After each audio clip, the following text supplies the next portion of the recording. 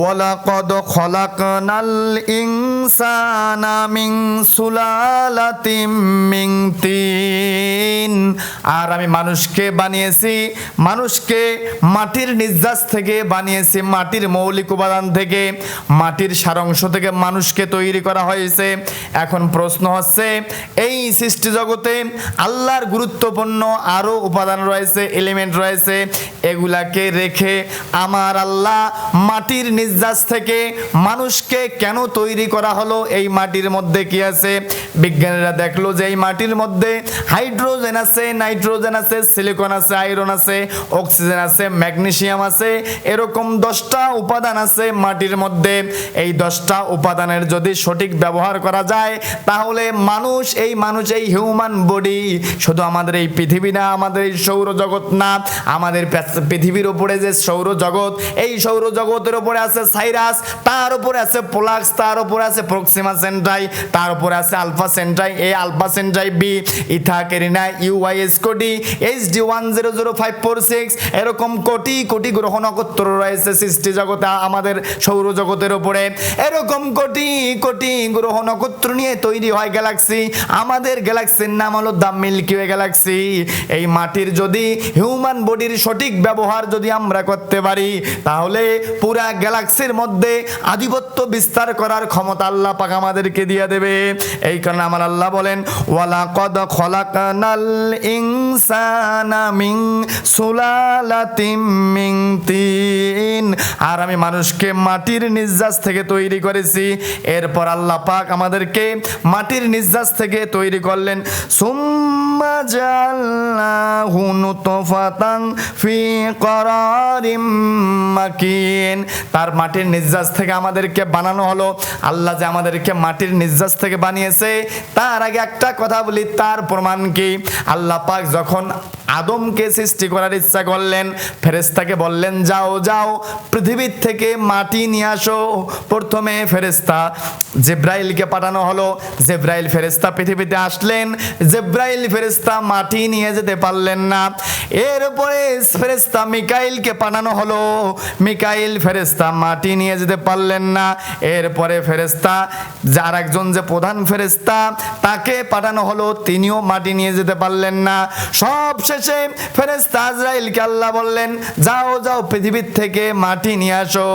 আজরাইল এসে যখন মাটিকে খামসা মেরে ধরেছে, তাফসিরে ফি জিলালিল কোরআন আল্লামা সাইয়্যিদ কুতুব রহমাতুল্লাহ আলাইহি বলতেছেন, এক খামসা মাটির মধ্যে মাটি উঠেছে 40 মণ। 40 মণ মাটিকে খামসা মেরে ধরার সঙ্গে সঙ্গে মাটি ক্রন্দন শুরু করে দিয়েছে। মাটির ক্রন্দন দেখে হযরত আজরাইল বলল, মাটি তোমার ক্রন্দন আমাকে দুর্বল করতে পারবে না, আমি আমার মালিকের আল্লাহর হুকুম পালন করার জন্য এসেছি। মাটি নিয়ে যখন আল্লাহর কাছে যাওয়া হলো, ফেরেশতারা আল্লাহকে যখন বলল মাটির ক্রন্দন আমাকে দুর্বল করতে পারে নাই, আল্লাহ খুশি হয়ে বললেন, এই মাটি দিয়ে যে মানুষকে আমি বানাবো, এই মানুষকে ধ্বংস করার দায়িত্ব, মানুষকে মৃত্যুর দায়িত্ব আমি তোমার হাতে দিয়ে দেব।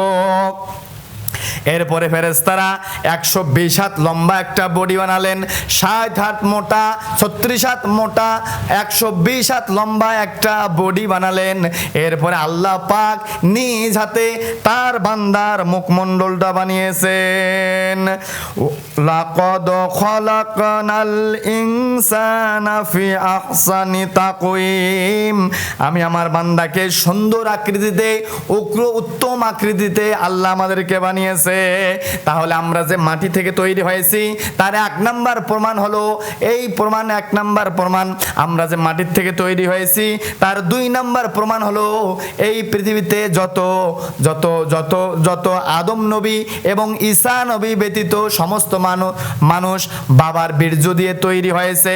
এরকম মাটি থেকে ঘাস হয়, এই ঘাস গরু খায়, এই তো গরু থেকে দুধ হয়, এই দুধ খাওয়ার পর আমাদের শরীরের মধ্যে রক্ত, সেখানে তারপর আমাদের যে সিমেন্ট বাবার মেরুদণ্ডের হাড়ে জমা হয়, এই সিমেন্ট মাতৃগর্ভে যায়, সেখানে একটা সুরক্ষিত জায়গায় আমার আল্লাহ তাকে রাখে।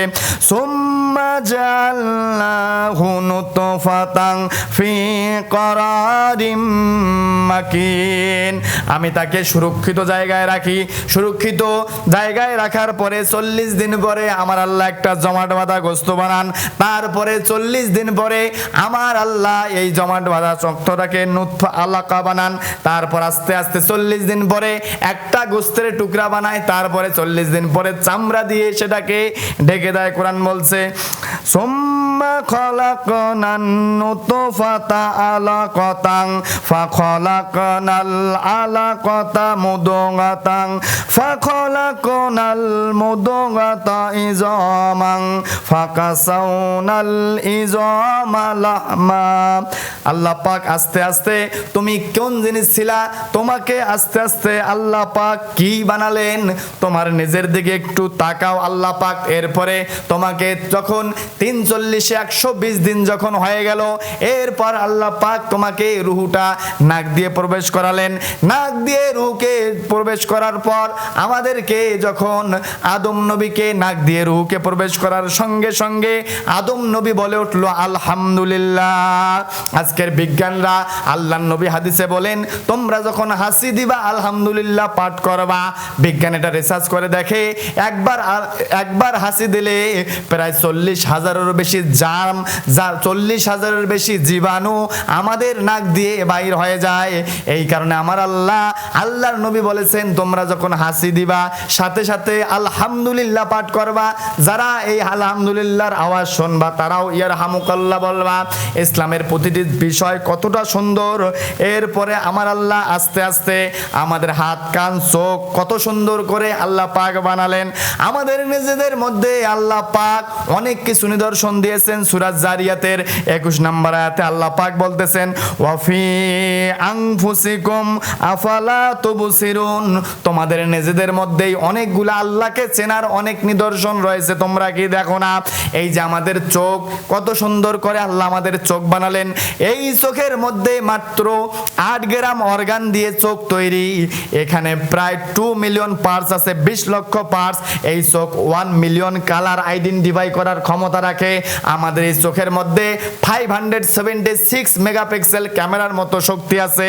চোখের এই পাওয়ার যদি আমরা ব্যবহার করতে জানতাম, কোরআন ইসলাম মেনে যদি আমরা চলতে পারতাম, তাহলে আমরাও কিন্তু ইমাম শাফির মতো চোখ একবার একটা পড়ার সঙ্গে সঙ্গে আমরা মুখস্থ করে ফেলতাম।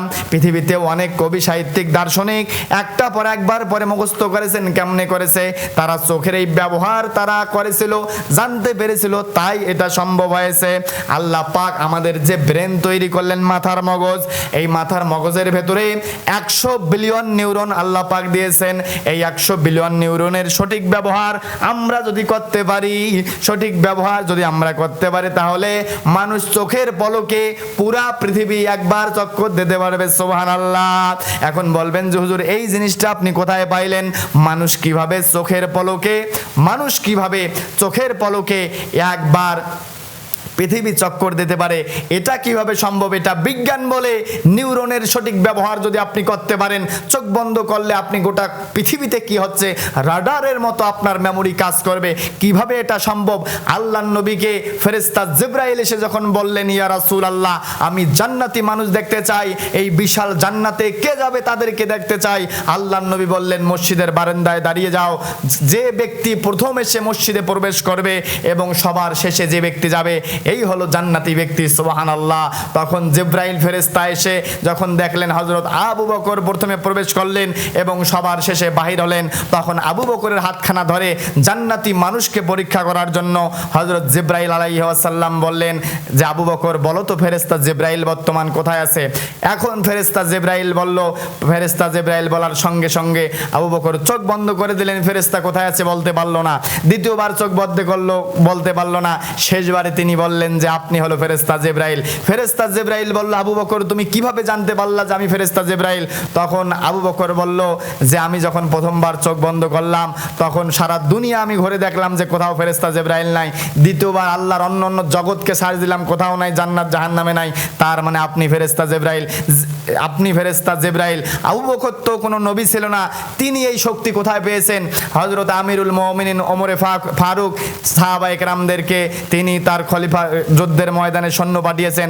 হঠাৎ করে সৈন্যরা দেখলো পেছন থেকে কে যেন ওমরের মতো আওয়াজ করতেছে। পেছনে তাকিয়ে দেখে সৈন্যবাহিনী। যুদ্ধ শেষ করে ওমরের এই বাহিনী বলল, আমিরুল মুমিনিন, আমরা যুদ্ধের ময়দানে আপনার আওয়াজ শুনতে পেলাম, কিভাবে আপনি সেখানে আওয়াজ করলেন? তখন আমিরুল মুমিনের আওয়াজ কিভাবে গেল? পৃথিবীর কোন টেকনোলজি, কোন প্রযুক্তি ছিল? এটা হলো ব্রেনের খেলা। আল্লাহর যে সৃষ্টি, আল্লাহ মানুষকে, হিউম্যান বডিকে, মানুষকে যে আল্লাহ আশরাফুল মাখলুকাত বানাইছে, মানুষের মধ্যে কি কি উপাদান আছে আমরা তো জানি না। এই কারণে আল্লাহ পাক বলেছেন, পৃথিবীর সমস্ত কবি, সাহিত্যিক, দার্শনিক, বিজ্ঞানীরা একটা কথাই বলেছেন, নিজেকে জানো, নিজেকে জানা ছাড়া তোমরা বড় কিছু সফলতার দ্বারা প্রান্তে যাবে না। এই কথাটাই কোরআনুল কারীমের মধ্যে আল্লাহ পাক বলেছেন, ওয়াফি আনফুসিকুম আফালা তুবসিরুন, তোমরা তোমাদের নিজেদের দিকে তাকাও, কি দিয়ে আল্লাহ তোমাদেরকে, কেমনে করে তোমাদেরকে আল্লাহ পাক বানিয়েছেন। তোমাদের শরীরের ভেতরে আল্লাহ পাক 12,500-এর বেশি চামড়া দিয়েছেন। হাতের চামড়া একরকম, মাথার চামড়া একরকম, চোখের চামড়া একরকম, এরকম ঠোঁটের চামড়া একরকম, পায়ের তালুর চামড়া একরকম, এরকম বিভিন্ন মিরাক্কেল আমাদের হিউম্যান বডির মধ্যে আল্লাহ পাক দিয়েছেন। এরপর আমাদের শরীরের মধ্যে আল্লাহ পাক যে রক্ত তৈরি করেছেন, রক্তকণিকা, এখানে কোষ আছে, ডিএনএ আছে। একটা ডিএনএ কোষের মধ্যে 37.2 ট্রিলিয়ন ডিএনএ আছে।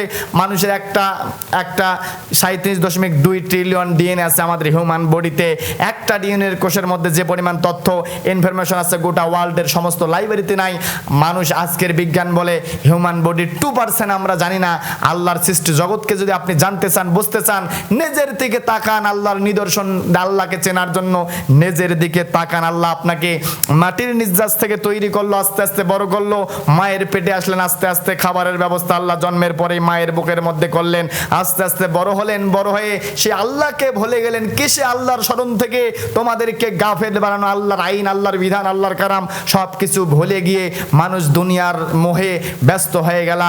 এখন তুমি দুনিয়া থেকে বিদায় নিয়ে চলে যাবা, আল্লাহর দরবারে তোমাদেরকে জবাবদিহি করতে হবে।